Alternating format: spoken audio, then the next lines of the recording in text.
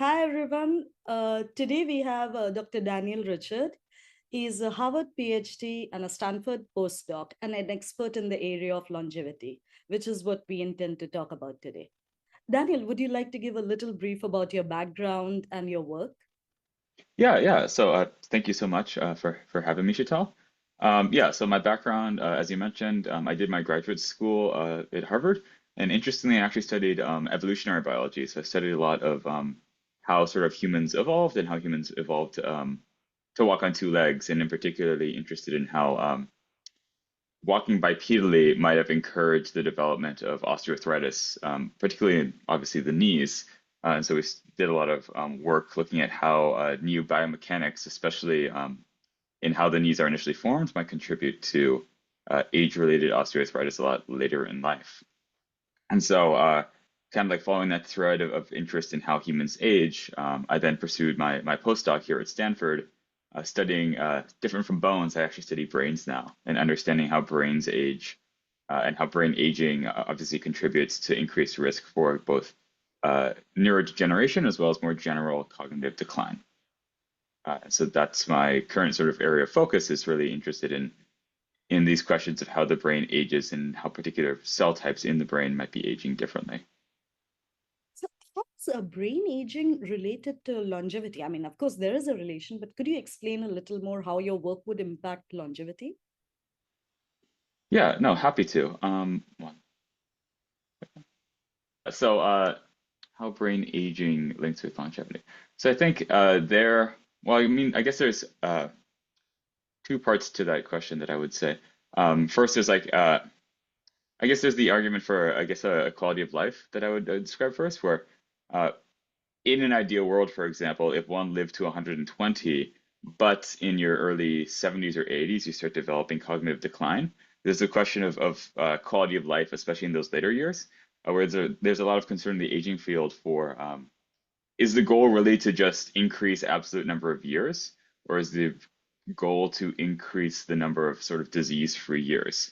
Because one can imagine, again, this decoupling where maybe you give someone an extra 10 years of life, but if those 10 years of life are sort of like riddled with disease or at least sort of like chronic issues, especially with regards to cognitive decline, where you're not really having a high quality of life, there's a sort of a question now as to like whether or not that's really an end unto itself. And so sort of a key word that's come up in the past several years is this idea of health span as opposed to overall lifespan, where we're increasing or not only seeking to increase the total number of years in one's life, but the total number of disease-free years. And so I think that's where a lot of the field is moving now, sort of trying to both is trying to really push back the onset or ameliorate a lot of the phenotypes of sort of these chronic diseases. So rather than like, I don't know, starting to have debilitating diseases in your 70s, maybe we can push that into 80s. Yeah. That's actually fascinating. But is it possible for us to have a preventative approach to this? Are there like biomarkers that you're studying that give you an idea of the early stages of brain aging? So you can be more proactive and maybe say 20s or 30s and not wait till 70s. Yeah, so that's actually a very active field and obviously a very important field, especially when you think about on the tail end of life, increased risk for like cognitive decline or particularly dementia and Alzheimer's. So it's a little difficult. There's been mixed evidence in terms of blood biomarkers. There's been some work recently to suggest that levels of certain brain-related proteins, you might have heard of like amyloid beta or tau proteins, which are associated with dementia such as Alzheimer's. Those like elevated levels of those have been associated with patients that develop Alzheimer's, but it seems as though it's more useful as a ruling out diagnostic. So if you don't see these high levels, you're less likely to develop Alzheimer's, but it's not as powerful as being predictive. So it's more like if we don't see it, you're maybe okay, but if we do see it, it's more unclear whether or not that'll actually develop.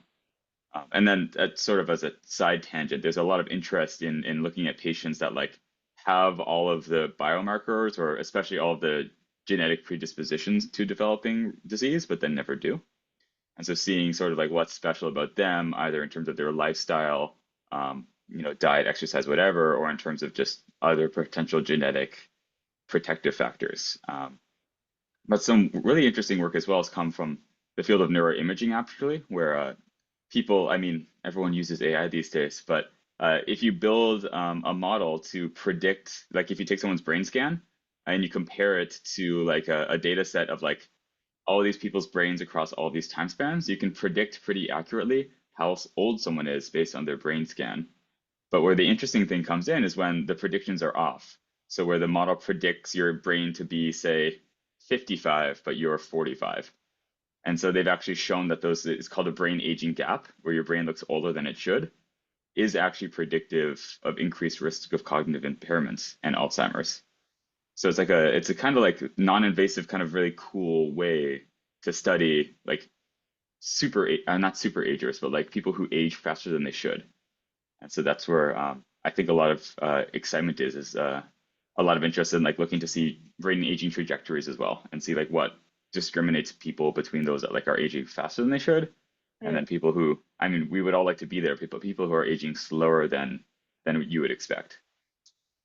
No, that's fascinating. So, how would this translate, this research, and once we have access to this data and it's reliable, how would it translate into an actual investment? Like, how would it translate into longevity products or services that we see out there? How do we bridge that? I guess that is a good question.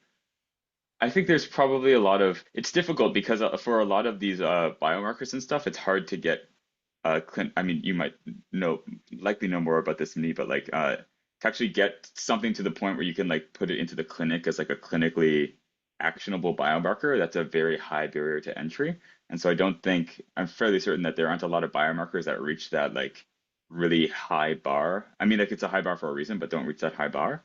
But I think sort of maybe more on the like personal data perspective, where like, some people these days like, wear continuous glucose monitors or like are constantly checking their heart rate or heart rate variability. Like people are interested in their own data. And so I think there might be room for like investment and development in sort of not so much in the clinically actionable like medical space, but in sort of more the personalized medicine space. And I know there are already companies in the Bay and probably elsewhere that like will offer like full body MRI scans or just head specific MRI scans for people like as a service. And Right. so I know some people who do actually, I mean, maybe they're extreme people these days, but it might become more common where they just like track like total body MRIs or just brain MRIs over time. So they build their own trajectories of how they're aging. And then, like you said, in the future, if like we get a lot of these data sets that become available or anonymized and publicly available, you could imagine where like I take my brain scan today, I take my brain scan a year from now, and I compare that trajectory to like what a healthy 30 something year old person would do or would have based on like all these global data sets. And then I can think about maybe it's time for like changing lifestyle or maybe even just talking with my doctor and being like, hey, like maybe can we look and see like are there things in my, I don't know how I am recalcitrant to mention like going straight into pharmaceuticals, but like are there interventions, lifestyle interventions, for example, that I can pursue because I'm worried about my cognitive decline, for example. Right. So I think that yeah, that's sort of where I see it right now before these biomarkers like get accurate enough that they're actually clinically useful. Are there any startups in this area that you have met with, interacted with, that you particularly like their work or you Hmm. think have potential? I'm not, admittedly, not as plugged into the startup realm in the biomarkers field. I know there are, it's not quite related, but people might have heard of like blood methylation. It's like a really, Mhm. really, I guess, rather ubiquitous blood, like biomarker field right now. It's not so much related to brain aging per se, but just aging generally. So it's a bit of a tangent, but basically, people have shown that if you take just a blood sample from someone and you look for the presence of DNA modifications. I mean, I won't get into the chemistry too much, but basically, like modifications to DNA, which we know change as a function of age, you Yeah. can predict with like over 90% accuracy, I would say, someone's age based just on their blood, like looking at these blood DNA markers. And so there's a lot of interest now. And I think a lot of startups, I can't name any, but there are quite a few that like offer this as a service where it's like sort of like a glucose test where you just like, you know, send your blood off, you get like an estimate of your age. And then similar to what I mentioned about like this brain imaging, you get like a sense of like, okay, am I aging faster or slower than I should for a person of my age? And so I think if you've heard of Brian Johnson, he's like this like very famous billionaire who's like really pushing longevity, especially for like he's like publishing all of his own work that he does on himself to try to improve his longevity. And one of the key biomarkers that he uses to like assess how he's doing is blood biomarkers. So I think he would tell you that like he has like the blood biomarkers of someone much younger than he is. So that's just one of his metrics, and I think it's pretty well established in like this like longevity sphere is like if I want to see an intervention, I will look at my blood methylation. So that was a bit of a long-winded answer, but No, but that's yeah, fascinating. Thank you so much. I mean, yeah. that's an interesting perspective. How do you see your work in the next few years? Where are you? I mean, what is it that you are looking to do, or what are your goals professionally? Yeah. So I didn't mention too much about what I work on, but I work on there's a native population of cells in the brain that actually are capable of producing new neurons Right. in the adult brain, either just in general sort of like maintenance mode, and really interestingly, there's some work to suggest that they might be turned on in response to injury, such as stroke. But then, of course, the function of these very small group of stem cells in the brain declines with age. And so my work focuses on understanding how that aging process happens in those stem cells, and if there are ways that we can manipulate that aging process to kind of like maintain that cellular function longer. And the hope being that if you preserve the brain's ability to make new cells, particularly new neurons, you might be able to extend sort of like that healthy, steady state that the brain has and sort of stave off the onset of either cognitive decline or Alzheimer's disease. And so, where I see my work going in the next few years, it's difficult because I just mentioned like interventions to help that. I think the brain is a particularly difficult system Right. to treat because by definition, it's like very, and for good reason, it's very protected and very kind of like cordoned off from the rest of the body. And so a lot of pharmaceutical companies, at least like anecdotally, have heard like a lot of like especially like early stage studies will fail actually because the pharmaceutical companies don't do their due diligence in some sense, and they don't actually check to make sure that the drug that they're developing can cross the blood-brain barrier. And so they show like all this great work like in cell culture and maybe even in animal models where like it looks like it'll be perfect, and they move into humans and it's like it just gets stuck not going into the brain, and so they just don't see any effect. And so I think where I'd like to see my work going is trying to look for like um, interventions that either cross the blood-brain barrier or interventions that don't necessarily need to cross the blood-brain barrier. Yeah. So things like maybe targeted cell therapies where the cells themselves go into the brain as opposed to the drugs. Yeah. And I think something that both me and I think the field more generally is really interested in is like not so much trying to like engineer orthogonal treatments, orthogonal in the sense that like something that's like totally new that the brain doesn't do, and instead boosting the brain's natural sort of like rest and repair mechanisms. In particular, leveraging what we know are like sort of natural ways to elicit that. So we know that things like, I mean, it's not rocket science, like diet and exercise are really important, but it's actually been shown in the context of brain aging, and in particular the stem cells in the brain that I study, that's things like exercise or caloric restriction Hmm. can help to maintain the function of those cells and potentially improve it as well. And so a lot of research is interested in like, can we mimic like we know exercise is good, and we know exercise isn't like some crazy pharmaceutical intervention. Like it's a natural phenomenon. And so can we develop treatments that mimic those effects?